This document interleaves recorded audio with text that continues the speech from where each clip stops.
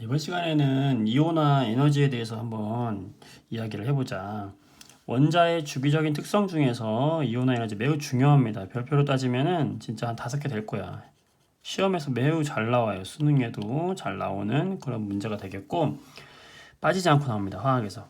이 이온화 에너지라고 하는 것은 여기 정의를 보면요. 여러분들, 바닥 상태의 원자 1몰로부터 전자 1몰을 떼어내는데 필요한 최소의 에너지다라고 얘기했어요. 자, 이거 이해가 됩니까? 쉽게 얘기하면요. 어떤 원자가 있었어. 원자가 있었는데 이 원자로부터 전자를 떼어내는 거예요. 예를 들어서 나트륨을 한번 예를 들어볼게요. 나트륨 같은 경우에 11번이잖아. 그럼 나트륨은 11번인데 이거 확대해서 한번 볼까요? 나트륨은 11번인데 플러스 핵속에 11개의 양성자가 존재하고 전자가 11개가 있을 거 아니에요. 원자가. 그렇죠? 근데 이 전자는 엄밀히 보면은 첫 번째 껍질에 2개, 두 번째 껍질에 8개가 있고 마지막 세 번째 껍질에 하나가 있단 말이에요. 요 하나. 요 전자를 하나씩 떼어낼 때 힘이 들 거잖아. 어떤 에너지를 준단 말이죠. 떼어내는 데는 힘이 들어요. 그 떼어내는 데 필요한 에너지. 그 에너지를 우리는 이온화 에너지라고 하는 거고, 나트륨 같은 경우에 첫 번째 이 전자를 떼어낼 때 496kJ이 든다는 얘기죠. 많이 들죠. 496kJ 드는데 단위가 뭐예요? kJ per 몰이잖아. 뭐냐면 이 원자 1몰에서 전자 1몰계를 떼어낸다. 기준이 1몰이 1몰을 기준으로 했을 때 496kJ 필요하다 이거죠. 이때 필요한 에너지. 이때 필요한 에너지를 우리는 뭐라고 한다? 이온을 만들 때 필요한 에너지구나. 이온화 에너지 이렇게 얘기하는 거예요. 그래서 전자가 나트륨 플러스가 되면 이 전자 하나가 떨어져 나간 거잖아. 이렇게 그렇지? 나갔을 때 뗄 때 필요한 에너지로는 이온화 에너지다라고 이야기하는 거예요. 그럼 이 이온화 에너지가 어떤 주기적인 성질을 갖는지를 우리가 좀 봐야 되는데요. 이 표를 보면 잘 알 수가 있습니다. 자, 지금 1주기, 수소하고 헬륨은 우리가 1주기에 있는 원소들이죠. 1주기. 그 다음에 수헬, 리베붕탄, 질산, 플레. 자, 얘는 뭐예요? 2주기의 원소들이죠. 그 다음에 낫, 마, 알규인, 황염화. 몇 주기예요? 3주기죠. 일단은 첫 번째, 같은 주기에서는 오른쪽 원자 번호가 증가할수록 이온화 에너지가 어떻게 되고 있어요? 대체적으로 증가하고 있다. 첫 번째 특성. 자, 이온화 에너지는 같은 주기일 때, 그렇죠? 같은 줄에 있을 때, 같은 주기. 같은 주기라는 건 같은 껍질이라는 거예요. 껍질 수가 똑같다는 거예요. 같은 주기에서는 오른쪽으로 갈수록, 즉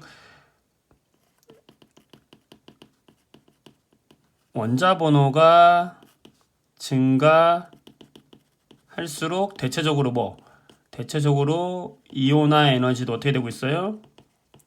커지고 있다. 자, 왜 그럴까요? 원자를 예를 들어 보면 수소 같은 경우에 양성자가 하나 있고 전자가 하나 있어요.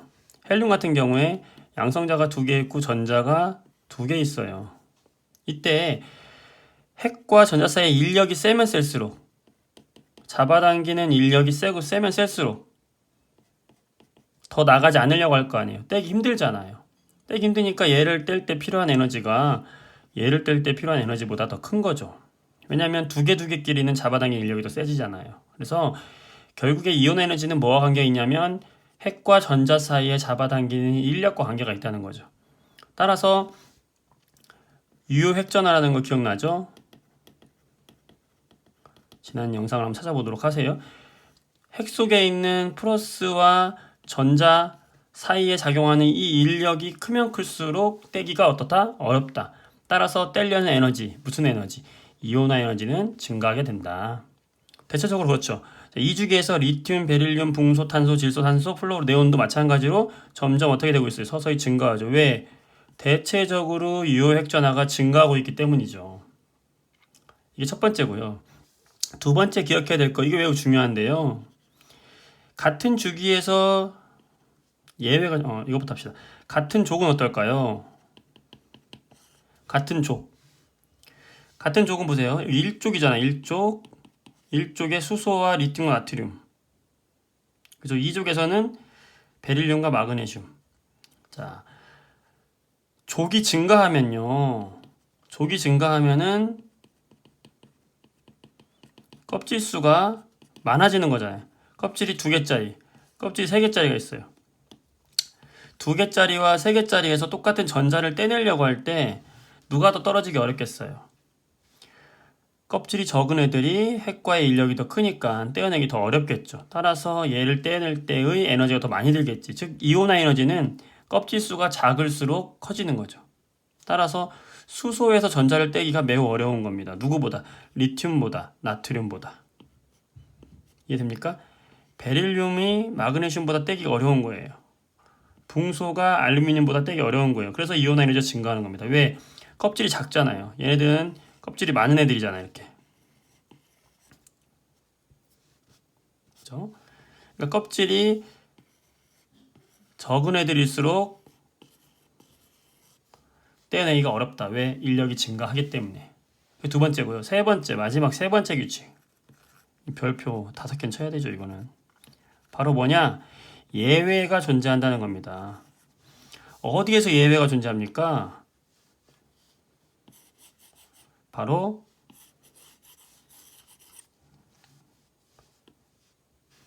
여기.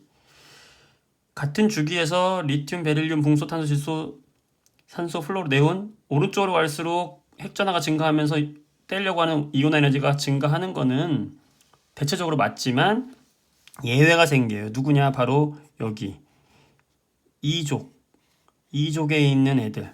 갑자기 나트륨, 알루미늄 서서히 증가해야 되는데 그러면 베릴륨 다음에 붕소가 나와야 되는데 붕소보다 오히려 베릴륨이 더 크죠. 알루미늄보다 마그네슘이 더 커요. 얘는 예외잖아. 얘보다 작아야 되는데 더 크단 말이야. 예외로. 그 다음에 여기도 가다 보면 서서히 증가하다가 어디서 예외가 생깁니까? 바로 여기 15족에 있는 애들이 오히려 더 작아야 되는데 얘네보다 크단 말이에요. 이런 예외가 왜 생기느냐? 왜 생기는 것까지 여러분들이 알고 뭐 시험에서 물어보진 않겠지만 알고 있으면 좋습니다. 외우지 말고 우린 이해해야 되니까요. 자, 왜 그러냐? 베릴륨의 전자 배치를 한번 볼게요. 베릴륨의 전자 배치를 우리가 이해할 필요가 있습니다. 자, 여기다가 그림으로 표현을 한번 해볼까요, 여러분들? 자, 베릴륨 같은 경우에는 몇 번입니까? 원자 번호가 수헬립의 4번이죠. 그러면 베릴륨은 4번이거든요. 그럼 4번 베릴륨의 전자 배치를 보면은 얘는 오비탈에 1s 오비탈, 2s 오비탈, 그 다음에 2p 오비탈이 있을 때 1s 오비탈에 몇 개? 2개. 2s 오비탈에 몇 개? 2개 들어가죠. 자, 싸움의 원리에 따라서 에너지 준위가 낮은 첫 번째 껍질부터 들어가고 두 번째 껍질. 바닥 상태에서 전자를 떼야 되기 때문에 바닥 상태의 전자 배치를 그려줘야 돼요. 베릴륨 이렇거든요. 붕소는 어떻습니까? 붕소 같은 경우에는 5번이잖아요. 5번이면 붕소는 전자가 첫 번째 껍질에 2개 차고 똑같이 ES, EP라고 봤을 때 두 번째 껍질에 2개 먼저 차고 세 번째 껍질 EP 오비탈에 두 번째 껍질 똑같은 두 번째 껍질이지만 EP 오비탈에 전자가 하나가 있는 이게 누구예요? 바로 붕소잖아요. 그러면 여기에서 바로 베릴륨은 이 전자를 떼어야 되는 거고 붕소는 여기 있는 전자를 떼는 거예요. 똑같은 두 번째 껍질에 있어요. 똑같은 두 번째 껍질에 있는데 베릴륨은 쌍을 이루고 있기 때문에 얘를 떼어내기가 같은 s오비탈에 존재하기 때문에 얘를 떼어내는 게 좀 더 어렵다는 거예요. 오히려 붕소 같은 경우에는 이 s는 꽉 차 있고 이 p는 하나가 홀로 존재하기 때문에 얘를 떼버리면 아예 ES 오비탈만 남기 때문에 아주 약간 미세하게나마 조금 더 안정해집니다. 그래서 요 하나가 떨어뜨리는 것이 요 2개 같이 있는 걸 홀수로 만드는 것보다는 더 수월하다. 반대로 얘기하면 베릴륨을 떼어내기 어렵다. 그래서 베릴륨에서 예외가 생기는 겁니다. 같은 원리로 마그네슘도 알루미늄에서 예외가 생기는 거예요. 그러면 질소하고 인 같은 경우는 어떠냐? 얘도 마찬가지예요. 질소 한번 해볼게요. 질소는 7번이잖아요. 7번 질소의 경우에는 1s 오비탈이 있을 테고 ES 오비탈, EP 오비탈이 있을 거는 일부러 에너지 순위 때문에 이렇게 차근차근 높게 좀 그릴게요. 자, 그 다음에 산소 같은 경우에 볼게요. 산소는 8번이잖아요. 산소 같은 경우에도 1s 오비탈, 2s 오비탈, EP 오비탈 전자 배치를 여러분들이 먼저 이해를 해야 이 문제 접근할 수 있습니다. 자, 영상을 한번 보고 오도록 하세요. 자, 7번이에요. 그럼 어디부터 채워진다? 아래부터 채워진다. 2개, 3개, 4개, 5개, 6개, 7개. 질소의 바닥 상태의 전자 배치는 이렇잖아요. 그쵸? 왜? 훈투의 규칙에 의해서 에너지 순위가 똑같을 때에는 홀수로 들어가야지만 더 안정하기 때문이죠. 산소 같은 경우 8개잖아요. 하나, 둘, 셋, 넷. 자, 5, 6, 7 어떻게 됩니까? 8개 되는 거잖아요. 이래서 그래요. 뭐냐? 훈투의 규칙에 의해서 각 방을 한 명씩 쓰고 있는 것이 더 안정한데 산소 같은 경우에는 한 방에 둘이 들어간 이 녀석을 떼는 거잖아요. 얘를 떼는 게 더 수월하다는 거죠. 얘를 떼는 것보다 얘를 떼는 게 더 에너지적으로 수월하기 때문에 반대로 얘기하면 질소에 있는 전자를 떼내기가 더 어렵다. 첫 번째 전자를 떼내기가 어렵다. 따라서 여기서 예외가 생기면서 질소가 높아지는 거고 인도 같이 커지는 거예요. 이런 예외가 있는 거를 알아줘야 됩니다. 2족과 15족에서 이런 예외가 발생한다. 이게 여러분들이 이제 문제에서 해결해야 될 부분이 되는 거예요. 자, 한번 그리고 요 원자들의 이온화 에너지를 보면 우리가 이 녀석이 몇 족에 속하는 원소인지 찾을 수가 있어요. 왜냐하면 전자를 떼낼 때요. 우리가 이 원이라고 하는 것은 첫 번째 전자를 떼낼 때의 에너지를 얘기하는 거고요. 얘는요. 전자 하나가 이미 나가 있고 여기 있는 애 중에 두 번째 전자를 떼낼 때예요. 두 번째 전자. 나트륨 같은 경우에는 원래는 전자가 11개가 있는 11번이잖아요. 자, 다시 한번 나트륨 예를 들었을 때 나트륨 껍질이 몇 개입니까? 수, 헬, 리, 배, 붕, 탄, 질, 산, 풀, 내, 나. 나트륨은 지금 11개란 말이야. 뭐냐? 세 번째 껍질에 전자가 하나 있는 애예요. 그럼 나트륨 같은 경우에는 전자 얘를 떼내는 게 에너지인데 이 원이라는 것은 누굴 떼낼 때 바로 여기 있는 전자를 떼어낼 때의 에너지가 이 원의 이온화 에너지 얼마? 496줄 킬로줄 496 얘는 이걸 떼낼 때 496의 에너지가 필요하다는 겁니다.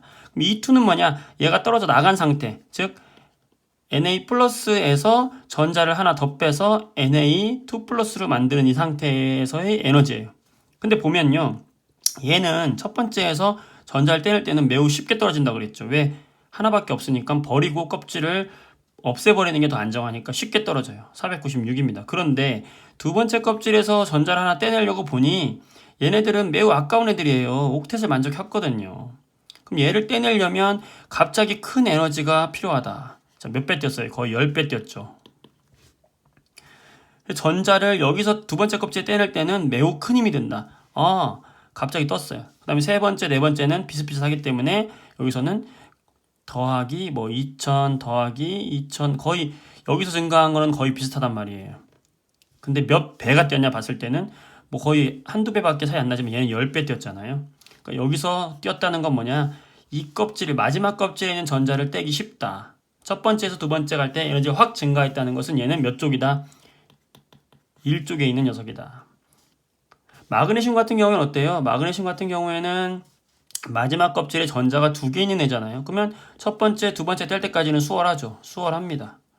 근데 껍질을 버리고 세 번째 전자를 떼낼 때는 매우 커지는 거죠. 몇 배 떼었어요? 거의 7배 떼었네요. 그 다음에 여긴 다시 뭐 거의 한 2배 안 되잖아요. 2배 안 되잖아요. 몇 족이다? 2족의 이온화 에너지다. 마찬가지로 알루미늄 같은 경우에는 3+를 만들 때까지는 편한데 여기서 갑자기 증가한다. 이걸 보고 우리가 얘가 몇 족인지 찾을 수 있는 겁니다. 다 마찬가지로 그런 식으로 한번 해보면 되고요. 그래서 예를 들어서 한번 이 문제를 한번 풀어볼까요?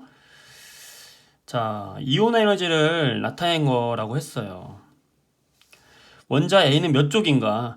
자, 이 원을 보면 원자 A의 이온화 에너지는 801, E2는 2400, E3는 3600. 자, 몇 배 되는지 보세요. 여기서. 자, 자, 여기서 몇 배 띄었습니까? 84. 그죠? 거의 3배 띄었네요. 근데 여기는 어때요? 뭐 한대 뭐 1.5배. 여기는 어때요? 오, 갑자기 3000에서 38에 24 거의 한 8배 띄었네요. 아, 여기서 8배를 띄었다. 자, 여기는 거의 한 1.5배. 차이 없죠.